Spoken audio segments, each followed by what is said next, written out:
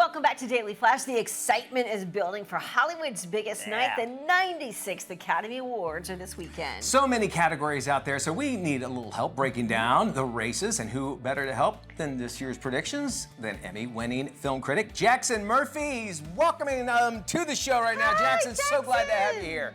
How are you? Hey, thanks for having me. I'm doing great. So thrilled to be on Daily Flash. This is exciting. We're happy to have you here. By all means, excited to talk about movies and such. Now, this is, I mean, you're not new to this. You've done this for quite some time, and forgive me, but you're a young guy. When did you start reviewing films and kind of realizing this is what I want to do? I started when I was 7 years old, which was January of 2006. I've been in this business for 18 years. On TV, in print, radio, online, reviewing movies, analyzing award season, and it's been so much fun. I won an Emmy in 2010 for my on-air reviews and member of the Critics' Choice Association. So award season is always exciting, and yeah, I've been doing this a long time. We love that. You got on the Tonight Show. Jay Leno interviewed you. And, I remember when you were getting this big press stuff. I was like, that's cool. You're following what you want to do. Now, I have to give you a hard time, okay? Because Andrea and I both were on a show called The Daily Buzz, okay? We did it for 10 years, started in 2002. And we had where we talked about films, and Andrea, who's also part of BAFTA. And Film Critics. We had a little segment. Guess what it was called? Lights, Camera, Jackson. It was called Lights, Camera, Jackson. Wow. Because our last name's Jackson. Yours is first. Here. What's going on? What's going on? I don't Do you see it? So we wanted to get, it's great to see Lights, Camera, Jackson back and having you here to talk about it. Let's kick things off. Let's talk about Best Actor. Best Picture. Best Picture, rather. That's how the Best Picture, let's go right to the top. Your thoughts? My thoughts are it's got to be Oppenheimer. This is the front runner for sure after sweeping award season, Golden Globe, Critics' Choice, BAFTA, SAG Award Ensemble win.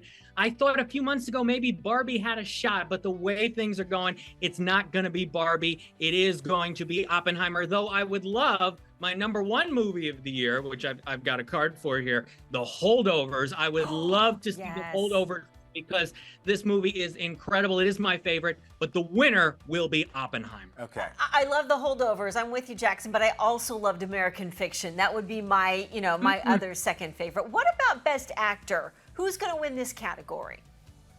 I think it's going to be Cillian Murphy. So we got two Jacksons, two Murphys.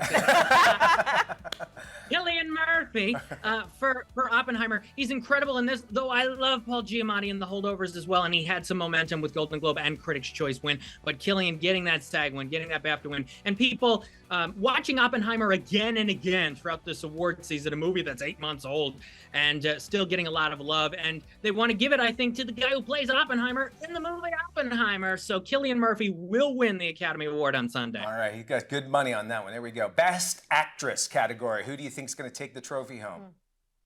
This is tough. It's between Emma Stone and Lily Gladstone, and I think Lily Gladstone will win for her performance in Killers of the Flower Moon, a film that some people got to see as early as last May when it debuted at the Cannes Film Festival.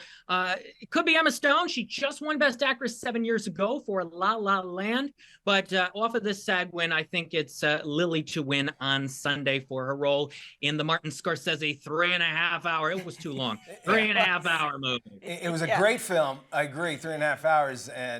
But it's a commitment. I think it's also an important film because I didn't know anything about this. I love being educated this way. There's a lot of things that happen in Oklahoma that you don't know a whole lot about. We got to talk about... Leo was so showy. Leo was so showy. Yes.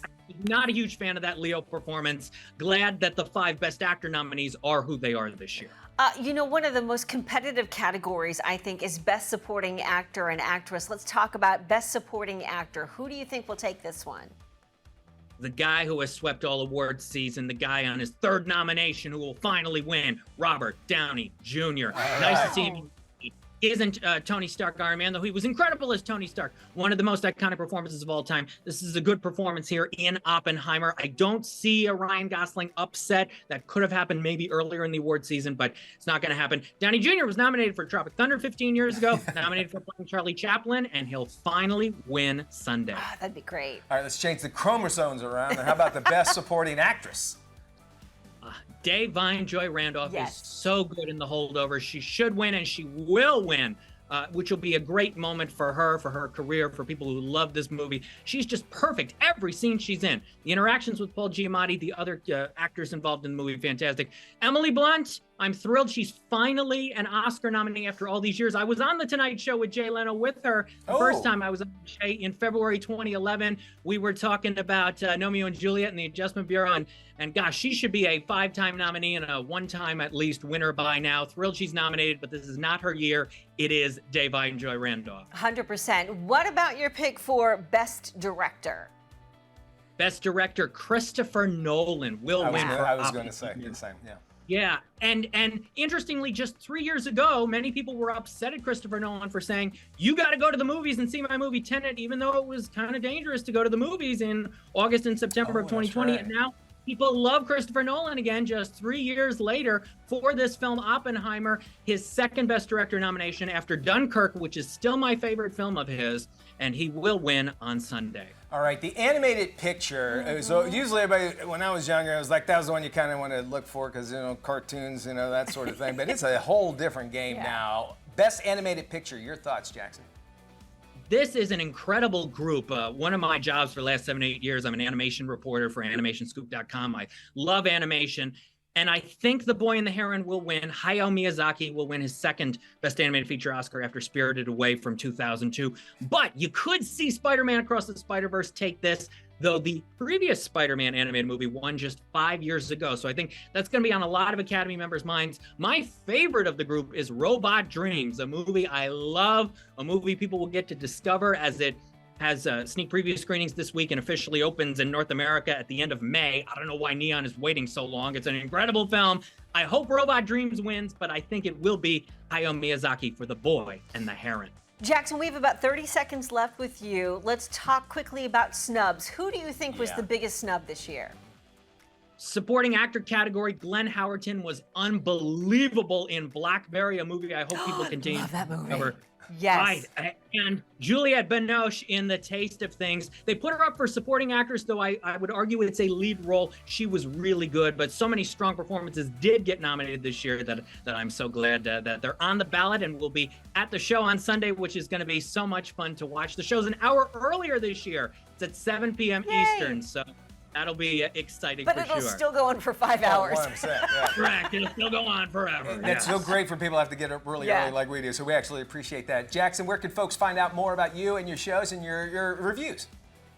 Thank you. Twitter at LCJ Reviews, Instagram at LightsCamJackson. I'm on YouTube, and the website is lights-camera-jackson.com. All right. Let's have you back again. Him. Thank you so much for your picks. Thank you, More Jackson. Flash after this.